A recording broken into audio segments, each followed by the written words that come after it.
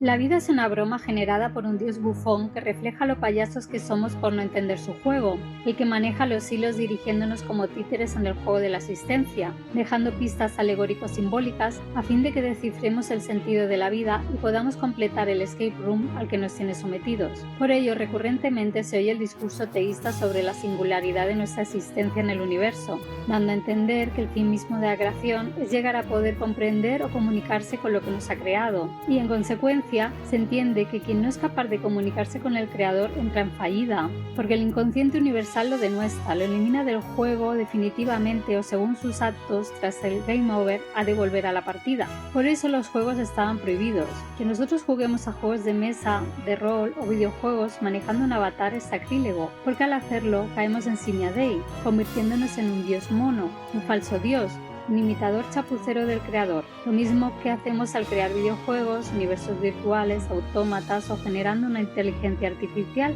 a la que se pretende dotar de conciencia. Jugamos a ser Dios sin caer en la cuenta de que es Dios quien juega con nosotros, porque tal como sentenció Borges en su poema Ajedrez, Dios mueve al jugador y éste la pieza. Dios, comportándose como una entidad inmaterial inefable, nos impulsa a comprenderle mediante arquetipos, lo alegórico simbólico, el arte, las bromas y el absurdo, pudiendo actuar incluso sin medios, puesto que otra de sus cualidades es la omnipotencia.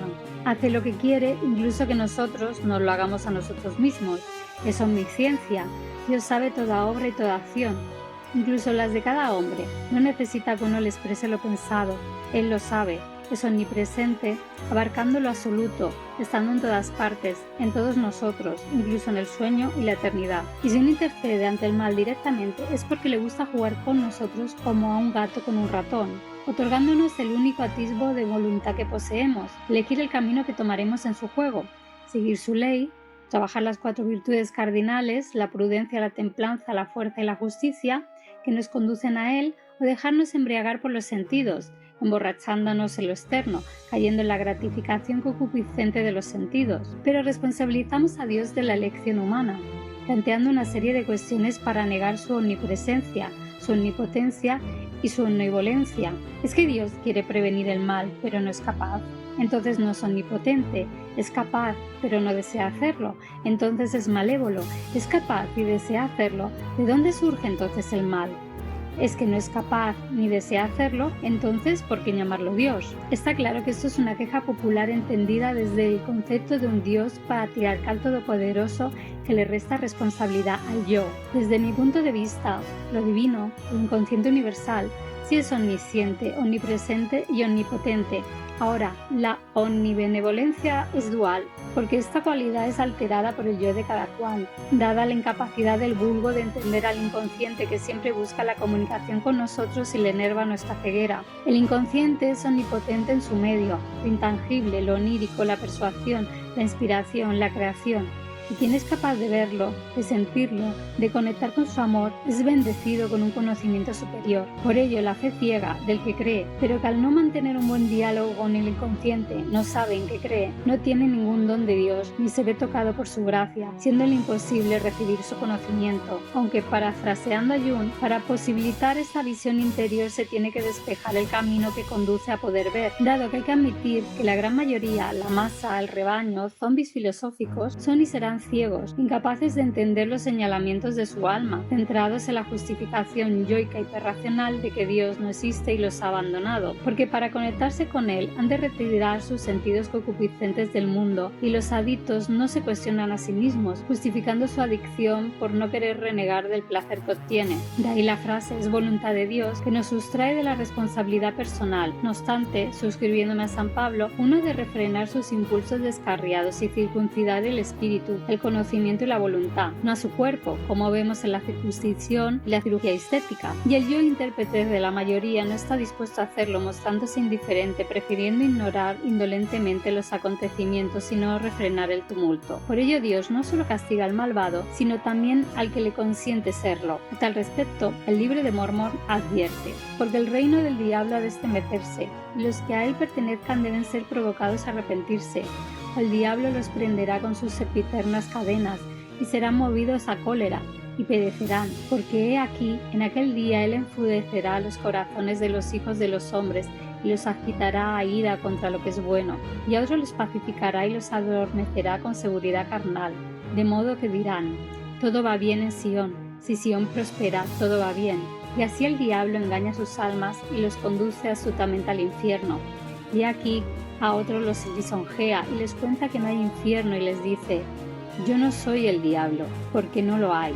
Y así les susurra al oído hasta que los prende con sus terribles cadenas de las cuales no hay liberación.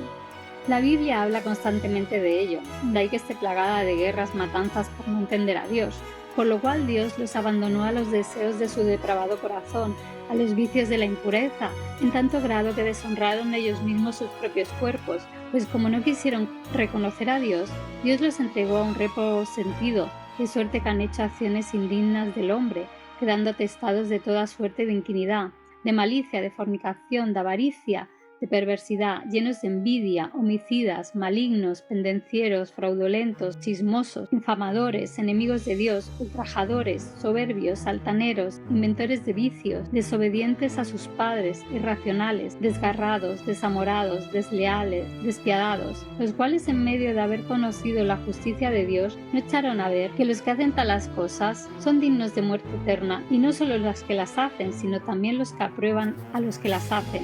Hay que admitir que la mayoría es incapaz de conectar abiertamente con lo divino, porque para conectarse se debe renunciar al yo, y el yo no quiere desistir del poder que cree tener, aunándose con el yo represivo de otras personas, formando un fuerte ego yoico de masa para someter la verdad, pues no quiere desvanecerse, sintonizándose con un mismo discurso que genera inquietud, provocando que más gente proclive a caer en la histeria de masa aúne sus yo represivos a ellos, generando un escudo mutuo, tornándose tumulto en cuanto alguien señala su negación, para impelidos como bestias sacrificar al iluminado, al Hijo de Dios, al que ve la verdad, al que se conecta con Dios y es uncido por su gracia, señalando lo reprimido, la carencia hiriente de la masa.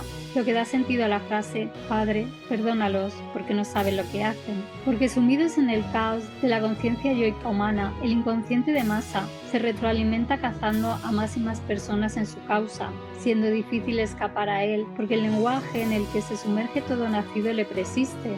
La sociedad, a la par de Dios, nos convierte en marionetas, porque hipnótica nos torna presicóticos, al impelernos a estructurar mal el verdadero lenguaje del alma, a causa de que el nacido es hipnotizado por los padres y los padres por la sociedad misma. La maldad, como los malos genes, tiene una asistencia transindividual, siendo transmitida a menudo inconscientemente de padres a hijos.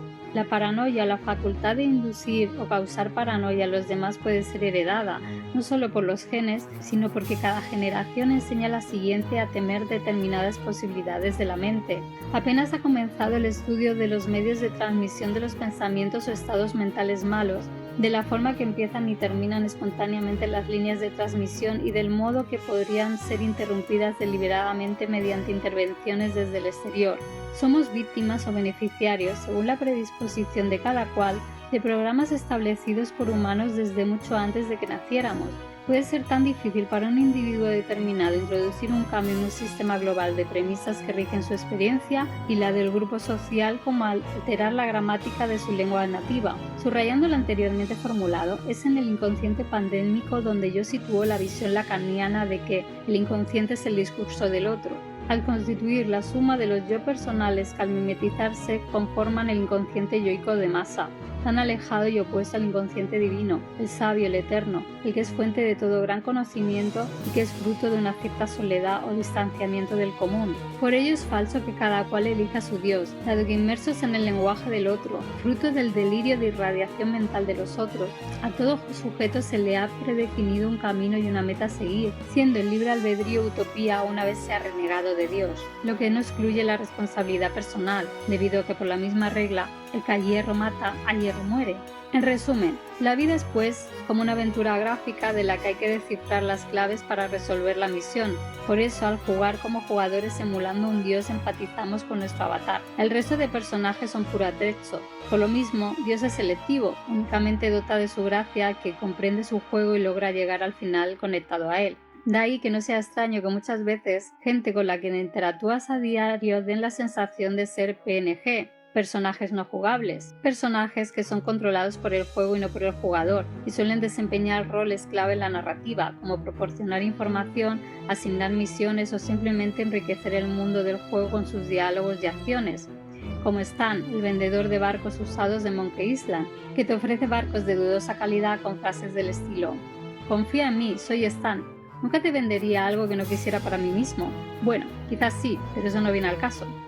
Personajes a los cuales has de formular preguntas adecuadas para que te den las pistas correctas, porque como somos partes o fases, seres recortados de lo inmenso, Dios solo nos da un pedazo de su conocimiento a cada uno, a fin de que lo unamos con los de los demás para llegar a comprender su totalidad. Puedes leer y saber más sobre el problema del mal en mi nuevo libro El juego del tarado, Descifrando el lenguaje de Dios, donde demuestro que Dios se disfraza de payaso para reflejarte.